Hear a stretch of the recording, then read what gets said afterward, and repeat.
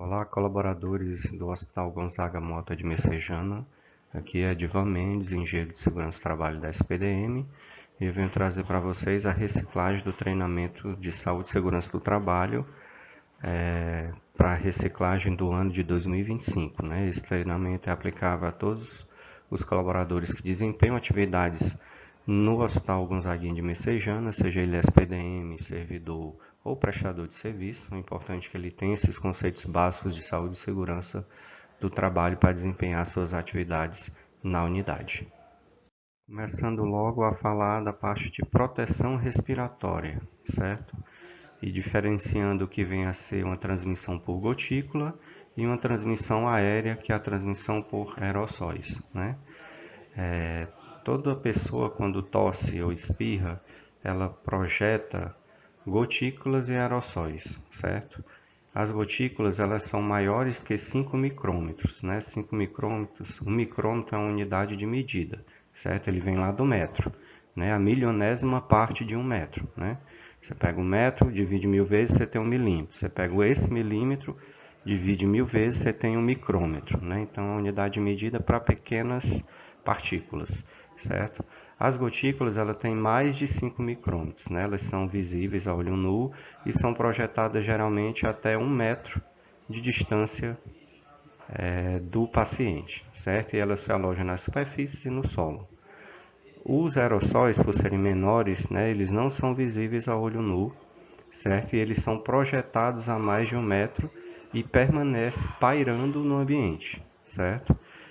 Por ele ser pequeno, leve, ele fica ali pairando no ambiente e o risco do profissional de saúde aspirar, esse contaminante que possa estar no meio desse aerossol é bem maior do que quando é uma patologia que está relacionada apenas à gotícula, que ela tende apenas a ficar nas superfícies e no chão.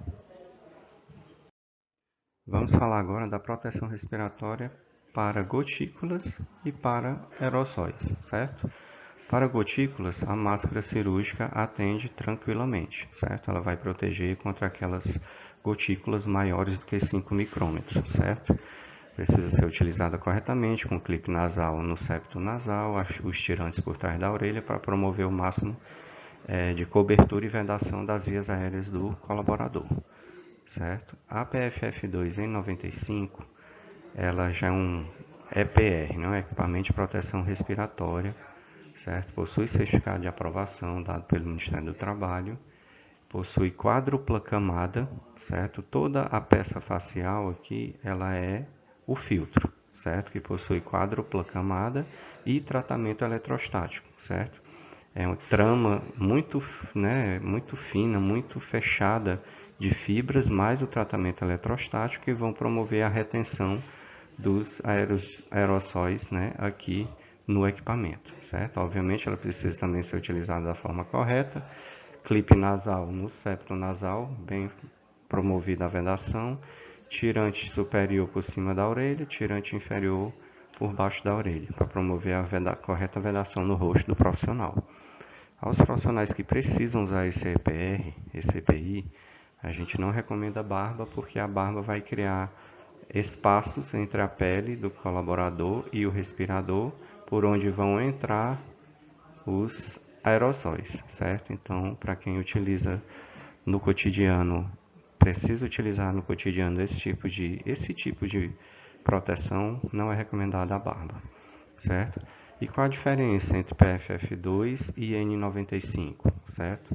A única diferença é a questão da norma, de onde vem a norma que o fabricante utilizou para construir, para fabricar esse EPR, No caso da N95, a norma é americana. No caso da PFF2, a norma é europeia, certo? Ambas têm a quádrupla camada, tratamento eletrostático, são feitos testes em laboratórios credenciados pelo Ministério do Trabalho para ver se realmente ela retém essas partículas e aerossóis menores que 5 micrômetros. O que não se pode utilizar no Brasil é a KN95, porque ela não tem esse crivo que eu acabei de falar, de ser avaliada e atestada por um laboratório credenciado pelo Inmetro. Ela não possui o certificado de aprovação, certo? Ela é fabricada na China, com as regras de lá, e a gente não tem como saber se elas atendem às regras brasileiras de retenção, de tratamento eletrostático e de que ela protege, retendo ali a quantidade dos aerossóis do ambiente, certo? Então, N95, PFF2, ok, ambas possuem certificado de aprovação dado pelo Inmetro. A KN95, por ser fabricada na China e não passar por o crivo do Ministério do Trabalho, não possui certificado de aprovação, portanto, não pode ser utilizado como EPR em ambiente hospitalar. Bem, pessoal, espero ter tirado a dúvida, né, de qual o EPR correto, né, tanto a N95 quanto a PFF2, conforme foi falado, ela apresentam a proteção necessária contra os aerossóis, certo? Usar de forma correta, com a correta vedação no septo nasal, utilizando o clipe nasal, tirante superior por cima do ouvido, tirante inferior por baixo do ouvido, para que o respirador fique totalmente vedado no rosto do profissional, certo? Vamos relembrar aqui rapidamente, né, os 4 tipos de precaução hospitalar, certo? Precaução padrão, que é aquele contato mais simples com o paciente, contato ambulatorial, enfim, aquele contato mais elementar com o paciente, certo? As precauções de contato, as precauções de gotícula e as precauções de aerossol. O intuito aqui não é detalhar essas precauções, é chamar atenção para a necessidade do uso de óculos de proteção, certo? O que as precauções da Anvisa falam? Todas elas, certo? Falam em relação ao uso do óculos de proteção, certo? Que ele é necessário em qualquer tipo de precaução, certo? Desde que o paciente ou procedimento gere projeção de gotículas, certo? Seja um paciente sem patologia ali pré-existente, um atendimento simples, um contato direto, mas se o paciente está secretivo e tem o risco de gerar, né, a projeção de gotículas, a Anvisa recomenda o uso do óculos de proteção, certo, pessoal? Aqui só enfatizando, porque o não uso do óculos de proteção é a segunda maior causa de acidentes no segmento hospitalar, no Brasil e no mundo, certo? Perde apenas para os perfurocortantes. Então, o uso do óculos de proteção aí evita bastante a questão do acidente, se o colaborador for ficar exposto a essas gotículas do paciente. Falando sobre os EPIs básicos, né, do ambiente hospitalar, a N95 PFF2, que conforme comentamos, o óculos de proteção, certo? Esses dois precisam ir para a ficha individual de controle de cada colaborador tem no SESMIT possui a sua ficha de controle de EPI. Então, para eu pegar um N95, para eu pegar um óculos, precisa ser feito o registro e assinatura nessa ficha de controle individual.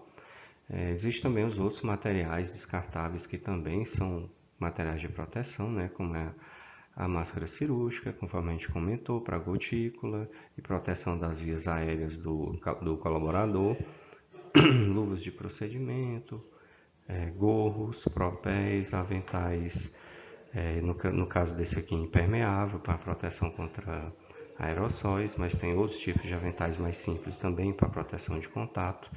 A ideia aqui é só a gente reforçar a necessidade da paramentação do profissional, obviamente de acordo com cada procedimento ou paciente a ser atendido, certo? Para a sua segurança e para a segurança do paciente também. Bem, pessoal, e falando das regras básicas da NR32, quanto a não uso de adornos, uso de calçado fechado, vestimenta adequada, cabelo preso, uso do crachá, além de isso tudo já ser requisito legal na NR32 para hospitais e ambientes de prestação em assistência e saúde, certo? Além da NR32 já trazer todas essas regras básicas, né? E ela existe desde 2005, já tem aí 20 anos, a SPDM criou uma norma interna para reforçar e embasar essas regras, né? Que é a norma EST-NOR 01, que ela trata dos adornos e vestimentos, certo? Ela pode ser consultada por todo e qualquer colaborador, Se vocês não tiverem, pode solicitar a segurança do trabalho que a gente pode enviar uma cópia e ela vai endossar todas essas regras básicas de ambiente hospitalar. Continuando com as regras básicas de segurança, né, a questão da necessidade do uso do calçado fechado, certo? Além de estar na NR32, de estar em norma interna da SPDM, está em regulamentação da Anvisa também, certo? Mas a necessidade do calçado fechado é porque o calçado ele precisa proteger os dedos do colaborador, o dorso, as laterais e o calcanhar, certo? O calçado fechado ele precisa promover a proteção de todas essas áreas do pé, certo? Pode ser uma agulha que cai, uma seringa, pode ser uma tesoura, pode ser um objeto mais pesado, pode ser você passando em um ambiente mais fechado, estreito, pode resvalar seu pé em alguma aresta de mesa, de cadeira ou de algum móvel. E isso, se você não tiver com o sapato fechado, muito facilmente, se o seu dedo estiver exposto, você pode vir a machucar seu dedo ou até fraturar o dedo, né? Então, o calçado fechado, além de existir nas normas, nas regras, é para a proteção do pé do colaborador contra essas várias situações que eu comentei. Alimentação em locais adequados no hospital, certo? Quais são esses locais? As copas que existem nos setores e o próprio restaurante, certo? Se você faz alimentação nesses locais, seja aquele lanchinho rápido da manhã, da tarde, enfim, ali do intervalo, você precisa fazer nesses locais porque você vai estar contribuindo para o controle de pragas e vetores do hospital, certo? Imagina você, se você tiver o hábito de comer no seu posto de trabalho e esse hábito vai atrair indivíduos, insetos, baratas que podem vir de locais altamente contaminados, como o esgoto, para o seu posto de trabalho atraído por esse resto de alimento, certo? Então você vai estar trazendo esses vetores que oferecem risco para você e principalmente para os pacientes, né? Não existe produto químico, droga que faça o controle efetivo de pragas e vetores no hospital, se associado a esse uso de produtos químicos, né? Também for associada a questão da alimentação nos locais adequados. Uma coisa complementa a outra, certo? Se for apenas o produto químico, a droga ali, sem essa cultura e esse hábito dos profissionais, não se tem um controle de praga efetivo, certo? Então, faça o lanchinho na copa ou no restaurante para você estar contribuindo com esse controle de pragas e vetores no hospital. Reforçando o uso do crachá, né, para a identificação do profissional, do colaborador, tanto a identificação para o paciente, saber quem que está atendendo ele, qual a função, como a identificação entre os colegas de trabalho, né, tem uma suma importância e é obrigatório conforme a norma interna da SPDM, certo? E lembrando que para fixar o crachá não pode ser utilizado aqueles cordões e barbantes, certo? Porque eles são considerados adornos, são porosos, não são de fácil higienização e também podem ser utilizados por algum paciente ou acompanhante alterado para numa tentativa de lesionar o profissional de saúde que está atendendo ele, certo? Em outras unidades hospitalares, principalmente SUS, já houve esse tipo de acidente, né? Do paciente estar alterado ou acompanhante e ele vê ali o profissional com aquele cordão e tentar estrangular o profissional ali num ato de extrema, né, loucura ali da situação que ele está passando, certo? Então, uso do crachá com o roller clip, que é aquele dispositivo retrátil que a SPDM já fornece, com o crachá, certo? Para sua segurança e principalmente para sua segurança e para a correta identificação, certo? Trazendo alguns alertas, né, do celular, né, e riscos com a segurança. Primeiramente, a questão do risco biológico. Sim, né, o celular está na nossa mão o tempo todo. A gente pega em diversas superfícies, em diversos materiais potencialmente contaminados e depois pega no celular, certo? A gente higieniza a mão antes de se alimentar, entre um paciente e outro, enfim. Mas será que a gente higieniza o celular? Certo? A gente aqui recomenda a consultar o manual do fabricante, né, do seu aparelho e entender como é que é feita a higienização correta desse aparelho para mitigar esse risco biológico, certo? Problemas posturais, com a inclinação que é feita para, né, permitir a visualização da tela. Quanto maior esse ângulo aqui, a inclinação, maior a tensão e o esforço que a tua coluna cervical vai ter que fazer para sustentar a tua cabeça. E isso pode chegar até, dependendo da pessoa, a 20 ou 30 quilos de esforço na região cervical, né? Obviamente isso com o tempo traz cansaço, fadiga, dores ou até outros problemas mais sérios na região cervical, certo? Problemas de relação familiares, né? Tirar a atenção ali no momento precioso de família ou das crianças que estão abandonando os brinquedos convencionais para ficar nessas telas, né? Um risco, um alerta, né? Eu tenho filhos e sei o quanto é difícil e o quanto a gente tem que ficar de olho e monitorar essa questão, né, de uso de telas por nossas crianças. No trânsito é indiscutível o risco que gera, né, você distraído respondendo uma mensagem com o carro em movimento, né, você, dependendo da velocidade, em um segundo você anda 10, 20, 30 metros, quando vai ver já atropelou alguém, bateu, caiu no buraco, enfim. Ele tira totalmente a atenção do trânsito e de todas as variáveis de atenção que você tem que ter no trânsito. Ele tira isso, então o risco é enorme, certo? Então fica esses alertas quanto à utilização do celular, uma utilização saudável. Ele obviamente é extremamente necessário para o trabalho, para o lazer, para o estudo, enfim. Mas são dicas para que a gente faça um uso mais consciente, sem estar exposto a essas questões de risco. Como já foi dito, né, a questão da proibição do uso de adorno nas unidades hospitalares e de atenção à saúde da SPDM. Venho aqui só exemplificar que não são permitidos, né, todos os adornos, como anéis, alianças, pulseiras, relógios, brincos, colares,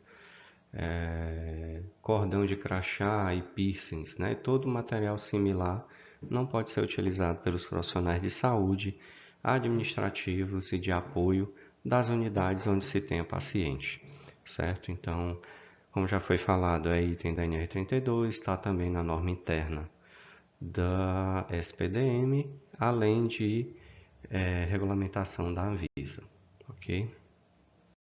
Falando sobre prevenção de acidentes, e inicialmente com a definição dos dois tipos de acidente de trabalho, que um é o acidente típico, que é aquele acidente ocorrido no horário de trabalho, a serviço da empresa, né, que pode causar alguma lesão que vá comprometer a integridade física ou a saúde do colaborador de forma temporária ou permanente, né? Essa ocorrência é considerada acidente típico, que é acidente de trabalho, certo? Existe também um acidente de trajeto ou percurso, certo? Que é aquele acidente que possa vir a ocorrer naquele trajeto cotidiano que o colaborador leva para vir para o trabalho e voltar do trabalho, seja ele a sua casa, seja ele o outro emprego, seja ele uma faculdade, por exemplo. Precisa ser naquele trajeto e horário cotidiano, certo? Durante a análise e investigação de acidentes, o SESMIT avalia se esse acidente realmente ocorreu, né, dentro desse trajeto cotidiano do colaborador. Inclusive, o INSS exige até que seja feito um BO, como foi fora das dependências da empresa, a gente precisa de testemunho com assinatura, ou se não tiver testemunha, que assine lá o registro do acidente, que é o RIO. Precisa-se ter um BO, que é a exigência do próprio INSS para validar esse acidente de trajeto. E se realmente estiver nesse perfil, ele é considerado acidente de trabalho, assim como o típico, certo? Além do acidente que a gente acabou de comentar, que é o típico de trajeto, podem ocorrer situações que vão ser consideradas como um incidente, certo? Exemplo, foi aquela situação que o colaborador, vamos supor, levou uma pequena queda, mas não se machucou, não teve arranhões, não está sentindo dores, inclusive no dia seguinte, certo? Ela é considerada um incidente. Ela vai ser investigada, porque a gente precisa entender as causas para que esse incidente seja corrigido antes que ele se transforme em um acidente, certo? Mas ele não vai ter o mesmo trâmite do acidente. Por exemplo, ele não vai ter CAT porque não teve atendimento médico e não teve atestado, que é um item obrigatório para se registrar a CAT, um atestado médico, certo? Então, só para exemplificar que além do acidente típico, acidente de trajeto, podem ocorrer situações que vão ser configuradas como incidente, que sim precisam ser comunicadas para a sua chefia, para o SESMIT, para que a gente entenda as causas e atue nas causas. Mas a questão de registro e emissão de CAT, por exemplo, não é feita em decorrência de não ter tido o atendimento médico e o atestado médico. Bem, pessoal, falando de análise e investigação de acidentes do trabalho, né, esse processo de análise, investigação, registro de acidente de trabalho, ele começa por esse formulário chamado RIO Gestor, certo? Que caso ocorra algum acidente de trabalho com um colaborador seu, da sua equipe, você gestor, seja líder de plantão, seja gestor imediato desse acidentado, precisa preencher esse formulário com dados, são rápidos, né? São a identificação do colaborador, uma breve descrição do que ocorreu, se teve testemunha, e assinatura e data do gestor, né? Essa é uma forma que o gestor comunica ao SESMIT essa ocorrência de acidente. O SESMIT, recebendo esse formulário, vai startar esse processo de análise e investigação. Aí tem vários documentos envolvidos, né? O RIO SESMIT, que aí já é onde a gente vai registrar a análise e investigação, certo, desse acidente. A gente vai investigar a fundo como ele ocorreu, quando ocorreu, por quê, fazer brainstorming das possíveis causas, fazer Ishikawa das causas relacionadas ao efeito, fazer 5 porquês, enfim, a gente faz uso de ferramentas da qualidade para investigar e analisar esse acidente, sempre em busca das causas, para traçar plano de ação para essas causas e evitar que esse acidente venha a ocorrer novamente, certo? Então é um processo bem demorado e cheio de etapas dentro desse processo de análise e investigação de acidentes, que ele começa com o gestor emitindo esse RIO gestor, porque o SESMIT corporativo determinou, né, que os SESMITs de cada unidade só podem iniciar esse processo se ele tiver esse comunicado formal da chefia imediata ou do líder do setor ali do plantão onde ocorreu o acidente, né, a comunicação dessa pessoa para o SESMIT. Uma vez recebido o RIO gestor, né, o SESMIT vai iniciar o processo de registro, análise e investigação e, obviamente, um dos documentos a serem gerados pelo SESMIT é a CAT, o Comunicado de Acidente de Trabalho, que hoje ele é feito através da Social, a gente cadastra no sistema da empresa, que é o RM Todos, todas as informações daquele acidente.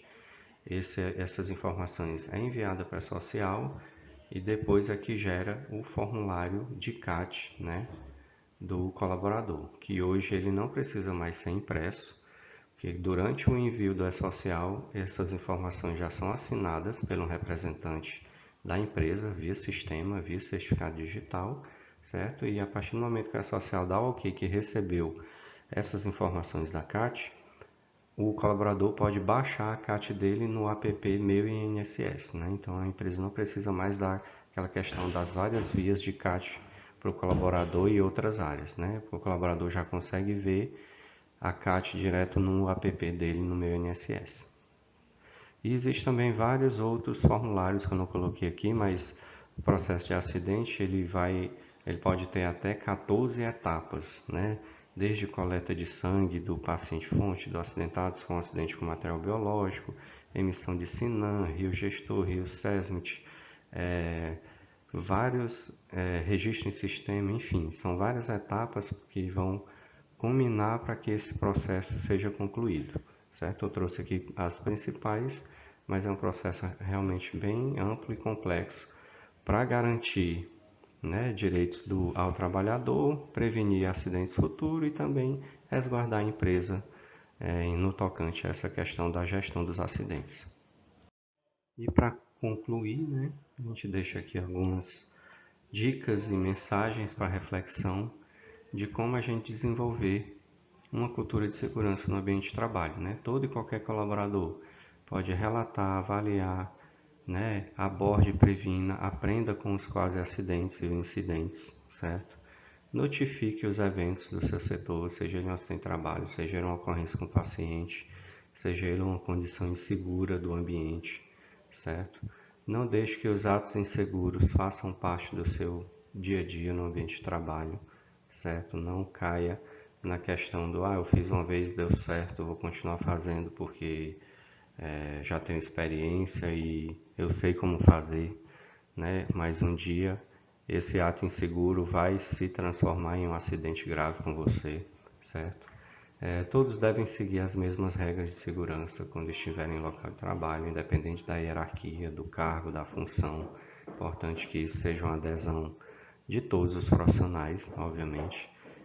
Fique sempre atualizado com relação aos procedimentos e medidas de segurança propostas pela empresa, certo? Porque toda medida de segurança ela tem uma regulamentação por trás, ela tem uma razão de existir, que é a prevenção, seja da sua segurança, seja da segurança do paciente. Ok? Obrigado pela participação. Depois você pode estar procurando a segurança do trabalho para validar e assinar seu certificado referente a esse treinamento. Muito obrigado.